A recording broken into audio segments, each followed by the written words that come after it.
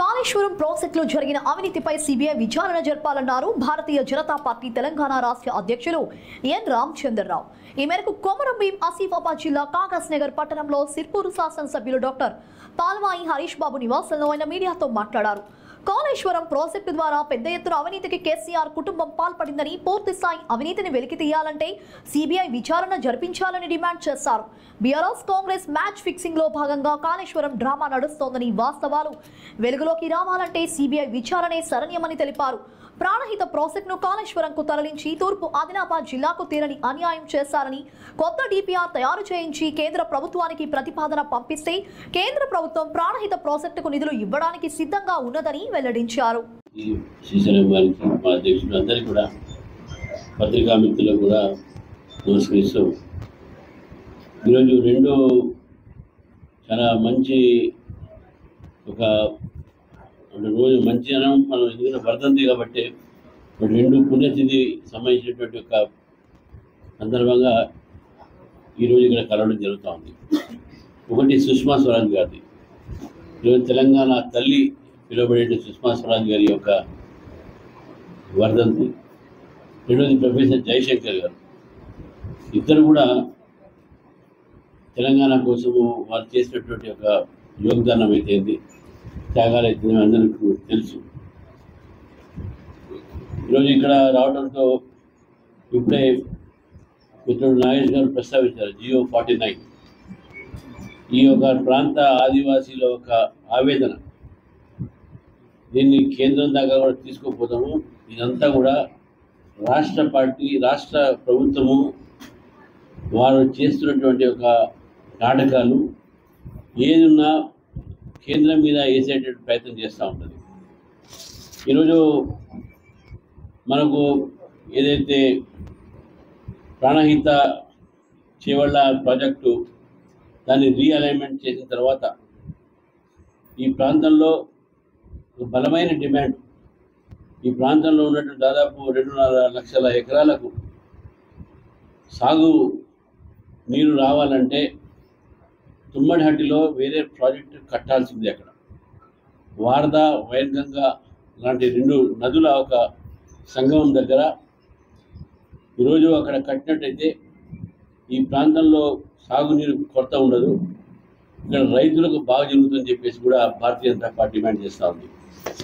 దీనికి సంబంధించినటువంటి ఒక డిపిఆర్ కానీ ఇవన్నీ కూడా తప్పకుండా ప్రభుత్వం తయారు చేసి ఇస్తే, అదేవిధంగా కేంద్రంలో ఉన్నటువంటి ఒక ప్రధానమంత్రి కిసాన్ లఘు సిచాయి యోజన ఏదైతే ఉందో, అంటే ఇరిగేషన్ ప్రాజెక్టుల మీద కేంద్ర ప్రభుత్వము అనేక ప్రాజెక్టులకు, పెండింగ్ ప్రాజెక్టులకు, చిన్న ప్రాజెక్టులకు డిపిఆర్ వచ్చిన తర్వాత పూర్తిగా ఆర్థికమైనటువంటి సహకారం చేస్తూ ఉంది. మరి రాష్ట్ర ప్రభుత్వాన్ని డిమాండ్ చేస్తూ ఉన్నాను, దీని వెనుకై తుమ్మడిహట్టి దగ్గర ఈ ప్రాంతానికి సాగునీరు కోసము ఒక డిపిఆర్ తయారు చేసి వెంటనే అక్కడ ఈ పనులు మొదలుపెట్టాల్సిందిగా నేను ప్రభుత్వాన్ని డిమాండ్ చేస్తూ ఉన్నాను. రెండో విషయం, కాళేశ్వరం మీ అందరూ కూడా తెలుసు, మీ అందరూ కూడా ఆసక్తిగా ఉంది. దాని మీద భారతీయ జనతా పార్టీ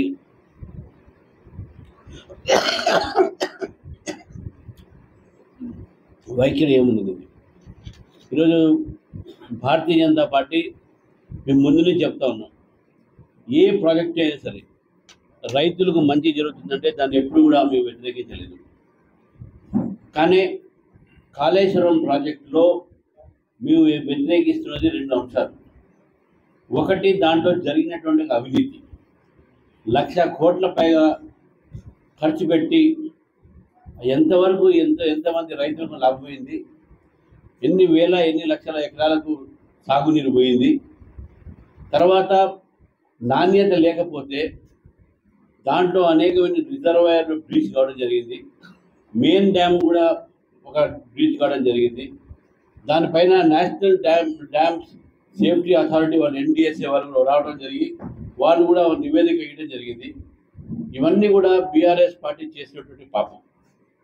ఈ పాపాలకు పరిహారం అనేది దీనిపైన ఒక దర్యాప్తు జరగాలి. ఈ దర్యాప్తు కూడా రాష్ట్ర ప్రభుత్వం ద్వారా జరగొద్దు అని చెప్పేసి భారతీయ జనతా పార్టీ మేము నమ్ముతా ఉన్నాం. నిన్న ఇచ్చినటువంటి ఏదైతే నివేదిక ఉందో ఘోష్ ప్యానల్ నివేదిక మేము పూర్తిగా చూడలేదు, ఇంకా పూర్తిగా కొన్ని మాత్రమే లీక్ చేశాయి.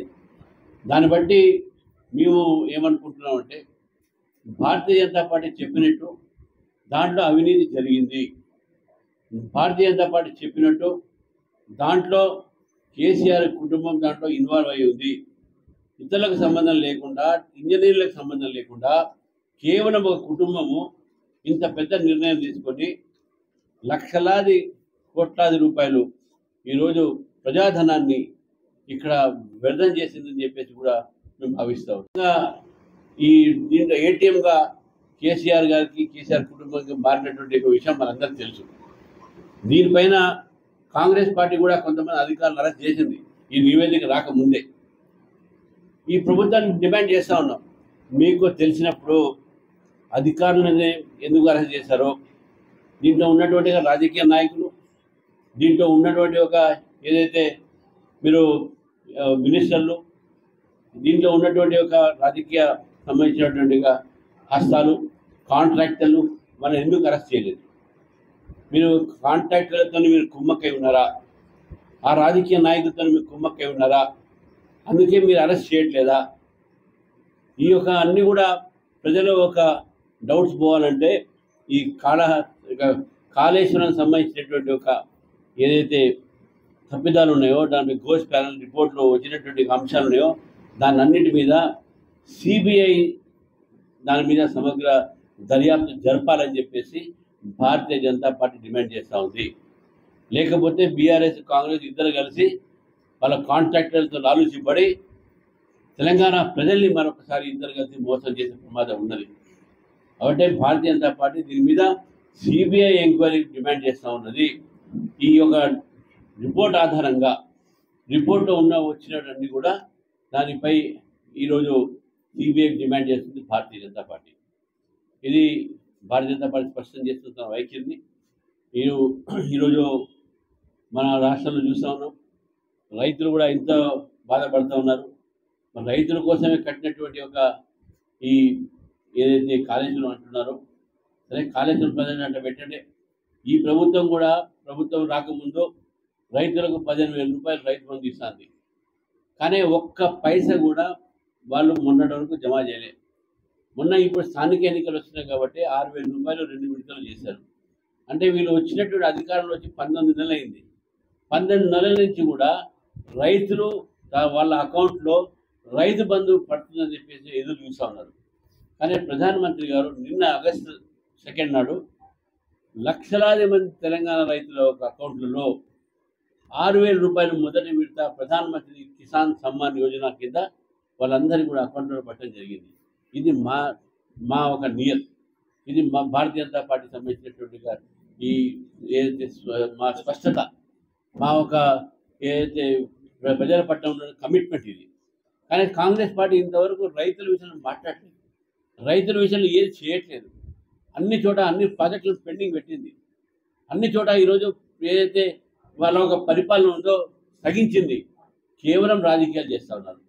ఇక్కడ రాజకీయాలు వదిలిపెట్టి, పరిపాలన వదిలిపెట్టి 50 సార్లు ఢిల్లీకి వెళ్ళారు ముఖ్యమంత్రి గారు. అవసరమా?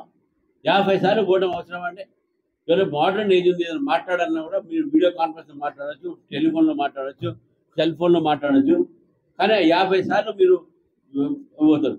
ఈరోజు ఢిల్లీలో జంతర్ మంతర్ దగ్గర ధారణ చేస్తున్నారు. దేనిపై ధారణ చేస్తున్నట్టే ముస్లిం రిజర్వేషన్స్కు మీకు చెప్తా ఉన్నాం. ఆ 10% ముస్లిం రిజర్వేషన్లో బీసీ రిజర్వేషన్ ఉండొద్దని, దానికోసం ఆ 10% కలపడానికి పోతున్నారా ఢిల్లీకి మీరు ఈరోజు?